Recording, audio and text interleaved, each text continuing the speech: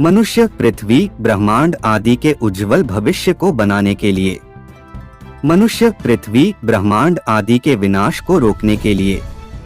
आइए हमेशा की तरह अपनी असफलताओं का राज जानते हैं और अपनी सफलता का मूल मंत्र ढूंढते हैं। चलिए शुरू करते हैं।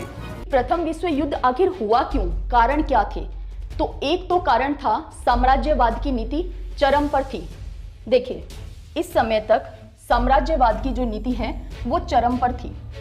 यूरोप के सभी बड़े देश ये चाहते थे कि उनका ज्यादा से ज्यादा देशों पे नियंत्रण हो, ज्यादा से ज्यादा एरिया उनके कंट्रोल में रहे, क्योंकि औद्योगिक क्रांति हो चुकी थी। और आप ये देखिए कि ज्यादा से ज्यादा एरिया को खुद के कंट्रोल में करने से सस्ता श्रम, इसके अलावा रॉ मटेरियल मिलना और प्राकृतिक संसाधनों पे ज्यादा से ज्यादा एक्सेस हो सकती थी। इसीलिए सभी बड़े देश ये चाहते थे कि उनका ज्यादा से ज्यादा एरिया पे कंट्रोल हो। और इस साम्राज्यवाद की दौड़ के अंदर ब्रिटेन जो है वो सबसे आगे चल रहा था, क्योंकि ब्रिटेन का एक समय में 25% देशों के ऊपर नियंत्रण था। ब्रिटेन की कॉलोनी थे इतने देश। तो इस साम्राज्यवाद की होड़ में सारे देश लगे हुए थे। हम बात करें जर्मनी की, फ्रांस की, इसके अलावा स्पेन की, पुर्तगाल की, और ब्रिटेन तो था ही सबसे आगे। तो यहाँ पे चल रहा था कि साम्राज्यवाद को ज्यादा से ज्यादा बढ़ावा, ज्यादा से ज्यादा अपने एरिया का विस्तार करना है। तो ये कारण बना फर्स्ट वर्ल्ड वॉर का। इसे हम और भी डिटेल में देखेंगे कि किस तरह साम्राज्यवाद की नीति धीरे धीरे बढ़ती गई और फिर देशों के हित आपस में टकराए और वो फर्स्ट वर्ल्ड वॉर का कारण बने। दूसरा देखिए, राष्ट्रवाद की भावना का विकास। अब जब कुछ देश साम्राज्य विस्तार में लगे हुए थे तो ये स्वाभाविक ही है कि कुछ एरिया के लोग अपनी स्वतंत्रता के लिए आवाज उठाना भी शुरू करेंगे। तो इसी तरह से बाल्कन प्रायद्वीप में लोगों ने अपनी स्वतंत्रता के लिए आवाज उठाना शुरू कर दिया था। वो चाहते थे कि जो ऑस्ट्रिया हंगरी एम्पायर है, ऑटोमन एम्पायर है, इनसे अलग होकर के हम स्वतंत्र राष्ट्र बने। तो कुछ देश जो हैं वो ऑस्ट्रिया हंगरी के फेवर में आएंगे और कुछ देश जो हैं वो ऑस्ट्रिया हंगरी के अपोजिट में। तो इस तरह से देश जो हैं वो दो खेमों में धीरे धीरे बढ़ते गए थे। तो राष्ट्रवाद की भावना का विकास होना भी एक बड़ा कारण था कि फर्स्ट वर्ल्ड वॉर हुआ। इसके अलावा एक बड़ा कारण था गुप्त संधियों का होना। इसने गुप्त संधियों ने ना बारूद का काम किया। कैसे कि हर एक देश दूसरे देश के पीठ के पीछे गुप्त संधियां करता था।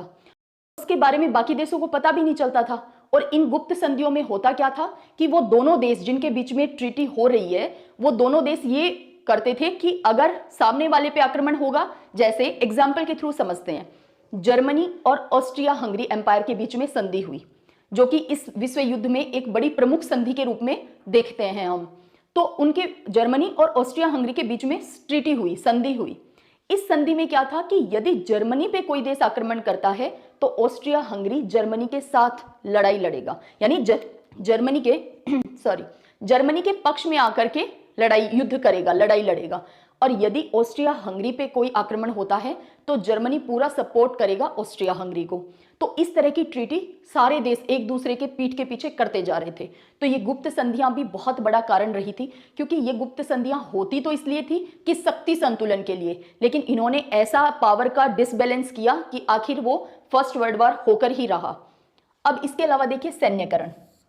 अब जब देशों में साम्राज्यवाद की होड़ मची हुई थी तो स्वाभाविक है कि सैनिकों के लिए भी बहुत ज्यादा प्रयास चल रहे थे। जैसे सेना को बढ़ाया जा रहा था, ज्यादा से ज्यादा नेवी को स्ट्रॉन्ग किया जा रहा था। इसके अलावा मशीन गन का आविष्कार हो चुका था इस समय तक। हथियारों की जैसे होड़ मची हुई थी सभी देशों में, जर्मनी, ब्रिटेन, इनमें इतने हथियारों का उत्पादन हो रहा था।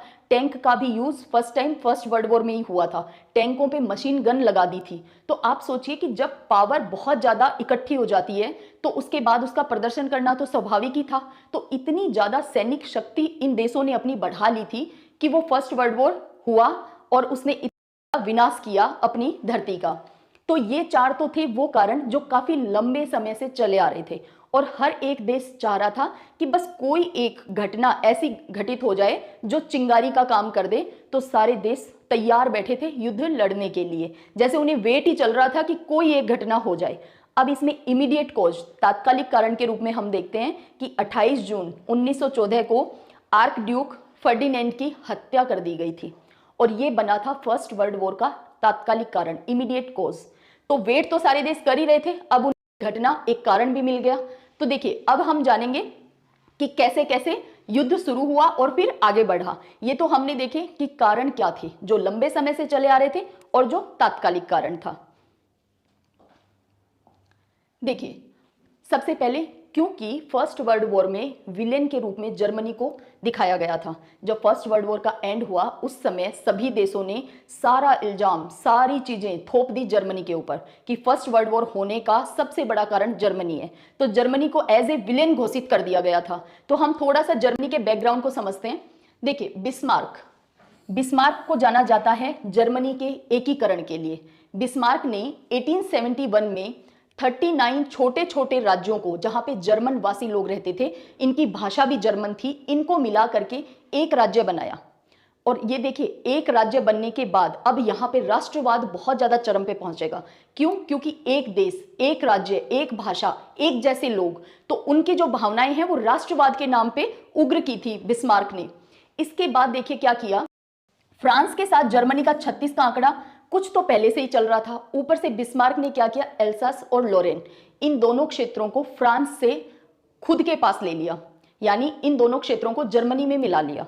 अब इन दोनों क्षेत्रों को छीन लेने के कारण फ्रांस पूरी तरह से विरोध में था जर्मनी के, और फ्रांस तो चाहता था कि इस हार का बदला कब मैं लूं। और जब फर्स्ट वर्ल्ड वॉर के एंड में संधि का समय, ट्रीटी का समय आएगा, उस समय हम ये देखेंगे कि किस तरह से फ्रांस ने चुन चुन कर बदला लिया था जर्मनी से। तो देखिए, यहाँ पे सबसे पहले बिस्मार्क ने 39 छोटे राज्यों को मिलाकर के जर्मनी का एकीकरण किया, और इसीलिए बिस्मार्क ने एक ऐसा एग्जाम्पल छोड़ा है एकीकरण करने का कि हम भारत का बिस्मार्क कहते हैं हमारे सरदार वल्लभ भाई पटेल को। होता है ना कि कुछ लोग अपने काम के थ्रू इतना बड़ा एग्जाम्पल सेट कर देते हैं। जैसे आप लोगों की जो एज चल रही है उसके हिसाब से अगर एग्जाम्पल दिया जाए तो देखिए, उम्र के एक खास दौर में आप चल रहे हैं, तो ऐसे में आप ये सोचिए कि जैसे मोहब्बत है ना, प्यार की अगर बात की जाए तो सबसे पहले इसमें आपको अपने दिमाग में नाम ध्यान आता है हीर रांझा। वैसे ही एकीकरण मामले में बिस्मार्क की संज्ञा दी जाती है, क्योंकि बिस्मार्क ने एकीकरण की ऐसी मिसाल पेश कर दी थी। तो भारत का बिस्मार्क हम इसीलिए कहते हैं सरदार वल्लभ भाई पटेल को, क्योंकि आजादी के बाद सरदार वल्लभ भाई पटेल ने भारत को जिस तरह से एकीकृत किया वो अपने आप में एक बहुत बड़ा काम था। देखिए, इसके बाद बिस्मार्क ने, जो हम गुप्त संधियों की बात कर रहे थे कि गुप्त संधियां एक बहुत बड़ा कारण बनी फर्स्ट वर्ल्ड वॉर का, प्रथम विश्व युद्ध का, तो देखिए 1882 के अंदर जर्मनी ने ऑस्ट्रिया, हंगरी और इटली से एक संधि की। इस संधि को ट्रिपल अलायंस कहते हैं, त्रिराष्ट्र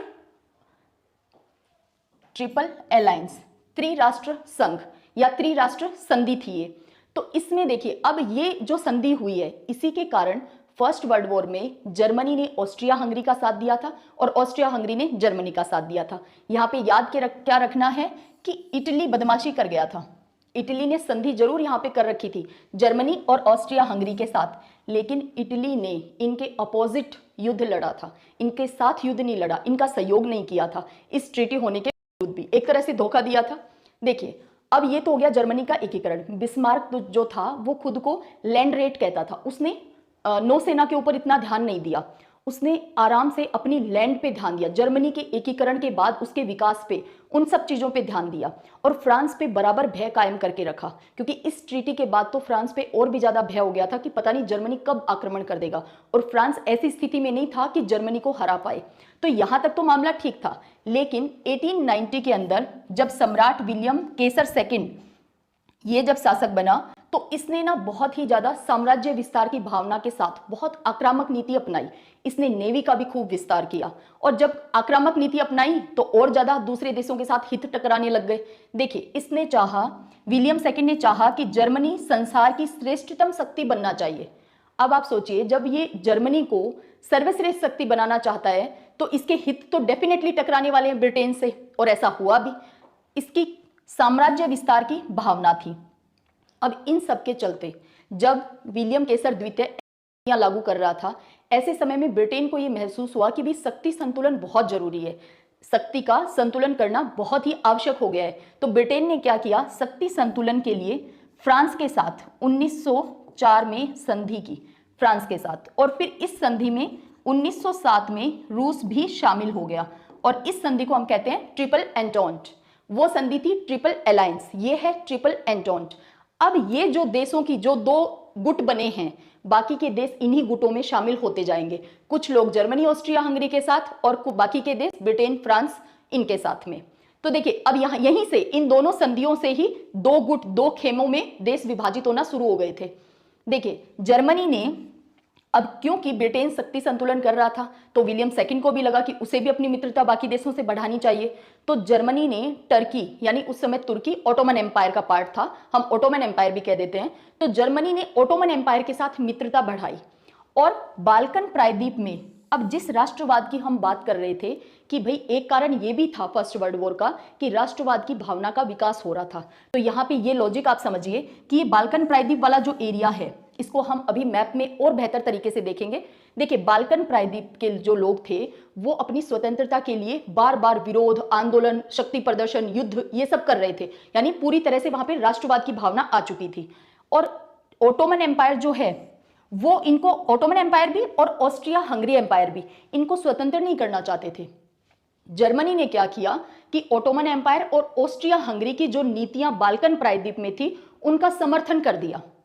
यहाँ पे जर्मनी अगेंस्ट में आ गया है रशिया के, क्योंकि रशिया जो है वो विरोध करता था बाल्कन प्रायद्वीप में ऑस्ट्रिया हंगरी और ओटोमन एम्पायर की नीतियों का, और जर्मनी ने इन नीतियों का समर्थन कर दिया है। तो जर्मनी और रशिया ये दोनों में आपस में एकदम 36 का आंकड़ा बन चुका था। आपने देखा वो कौन से कारण हैं जिनसे विश्व युद्ध होता है और हमारा मानव जीवन बर्बाद हो रहा है।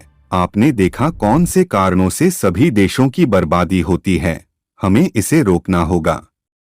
मेरी तरफ से एक सुझाव, सभी देशों की जनता के साथ साथ सभी देशों की सेनाओं को, सभी देशों की सरकारों को ऐसे लोगों को पहचानना होगा और इनकी असलियत सबके सामने लाकर इन्हें कानून के हवाले करना होगा।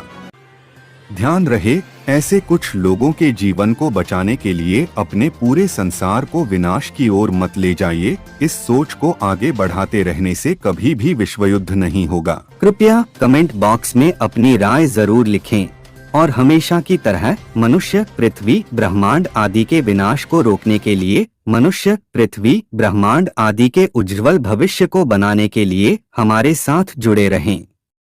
जय मनुष्य, जय पृथ्वी, जय ब्रह्मांड।